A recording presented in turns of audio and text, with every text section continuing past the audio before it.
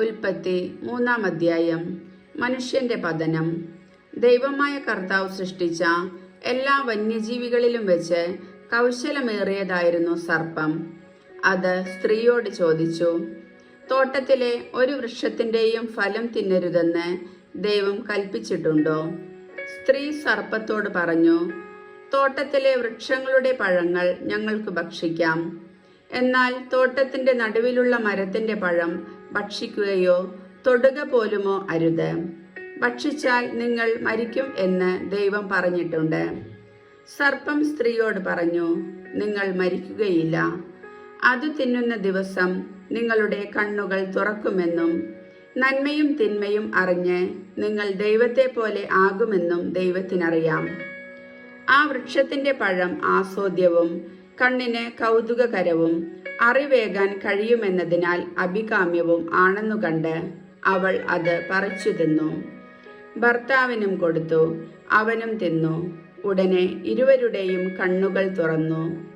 തങ്ങൾ നഗ്നരാണെന്ന് അവരറിഞ്ഞു.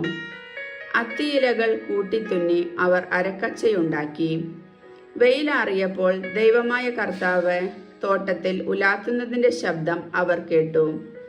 പുരുഷനും ഭാര്യയും അവിടുത്തെ മുമ്പിൽ നിന്നു മാറി തോട്ടത്തിലെ മരങ്ങൾക്കിടയിൽ ഒളിച്ചു. അവിടുന്ന് പുരുഷനെ വിളിച്ചു ചോദിച്ചു, നീ എവിടെയാണ്? അവൻ മറുപടി പറഞ്ഞു, തോട്ടത്തിൽ അവിടുത്തെ ശബ്ദം ഞാൻ കേട്ടു. ഞാൻ നഗ്നനായതുകൊണ്ട് ഭയന്ന് ഒളിച്ചതാണ്. അവിടുന്ന് ചോദിച്ചു, നീ നഗ്നനാണെന്ന് നിന്നോട് ആര് പറഞ്ഞു? തിന്നരുതെന്ന് ഞാൻ കൽപ്പിച്ച വൃക്ഷത്തിന്റെ പഴം നീ തിന്നോ? അവൻ പറഞ്ഞു, അങ്ങെനിക്ക് കൂട്ടിന് തന്ന സ്ത്രീ ആ മരത്തിന്റെ പഴം എനിക്ക് തന്നു. ഞാൻ അത് തിന്നു. ദൈവമായ കർത്താവ് സ്ത്രീയോട് ചോദിച്ചു, നീ എന്താണ് ഈ ചെയ്തത്? അവൾ പറഞ്ഞു, സർപ്പം എന്നെ വഞ്ചിച്ചു, ഞാൻ പഴം തിന്നു. ദൈവമായ കർത്താവ് സർപ്പത്തോട് പറഞ്ഞു, ഇത് ചെയ്തതുകൊണ്ട് നീ എല്ലാ കന്നുകാലികളുടെയും വന്യമൃഗങ്ങളുടെയും ഇടയിൽ ശപിക്കപ്പെട്ടതായിരിക്കും. നീ മണ്ണിൽ ഇഴഞ്ഞു നടക്കും. ജീവിതകാലം മുഴുവൻ നീ പൊടി തിന്നും. നീയും സ്ത്രീയും തമ്മിലും നിന്റെ സന്തതിയും അവളുടെ സന്തതിയും തമ്മിലും ഞാൻ ശത്രുത ഉളവാക്കും. അവൻ നിന്റെ തല തകർക്കും, നീ അവന്റെ കുതികാലിൽ പരിക്കേൽപ്പിക്കും. അവിടുന്ന് സ്ത്രീയോട് പറഞ്ഞു, നിന്റെ ഗർഭാരിഷ്ടതകൾ ഞാൻ വർദ്ധിപ്പിക്കും. നീ വേദനയോടെ കുഞ്ഞുങ്ങളെ പ്രസവിക്കും. എങ്കിലും നിനക്ക് ഭർത്താവിൽ അഭിലാഷമുണ്ടായിരിക്കും. അവൻ നിന്നെ ഭരിക്കുകയും ചെയ്യും.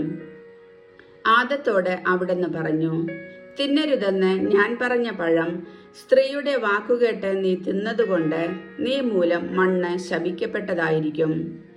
ആയുഷ്കാലം മുഴുവൻ കഠിനാധ്വാനം കൊണ്ട് നീ അതിൽ നിന്ന് കാലയാപനം ചെയ്യും. അത് മുള്ളും മുൾച്ചെടികളും നിനക്കായി മുളപ്പിക്കും. വയലിലെ സസ്യങ്ങൾ നീ ഭക്ഷിക്കും.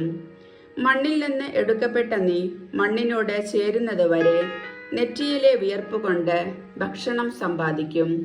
നീ പൊടിയാണ്, പൊടിയിലേക്ക് തന്നെ നീ മടങ്ങും. ആദം ഭാര്യയെ ഹവ്വ എന്ന് വിളിച്ചു, കാരണം അവൾ ജീവനുള്ളവരുടെയെല്ലാം മാതാവാണ്. ദൈവമായ കർത്താവ് തോലുകൊണ്ട് ഉടയാടയുണ്ടാക്കി ആദത്തെയും അവന്റെ ഭാര്യയെയും ധരിപ്പിച്ചു. അനന്തരം അവിടുന്ന് പറഞ്ഞു, മനുഷ്യനിതാ നന്മയും തിന്മയും അറിഞ്ഞ് നമ്മിലൊരുവനെ പോലെയായിരിക്കുന്നു.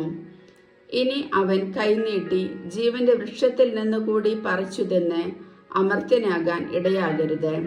കർത്താവ് അവരെ ഏദൻ തോട്ടത്തിൽ നിന്ന് പുറത്താക്കി. മണ്ണിൽ നിന്നെടുത്ത മനുഷ്യനെ മണ്ണിനോട് മല്ലിടാൻ വിട്ടു. മനുഷ്യനെ പുറത്താക്കിയ ശേഷം ജീവന്റെ വൃക്ഷത്തിങ്കലേക്കുള്ള വഴി കാക്കാൻ ഏദൻ തോട്ടത്തിനു കിഴക്ക് അവിടുന്ന് കെരൂബുകളെ കാവൽ നിർത്തി. എല്ലാ വശത്തേക്കും കറങ്ങുന്നതും തീ ജ്വലിക്കുന്നതുമായ ഒരു വാളും അവിടുന്ന് സ്ഥാപിച്ചു. കർത്താവിന്റെ വചനം.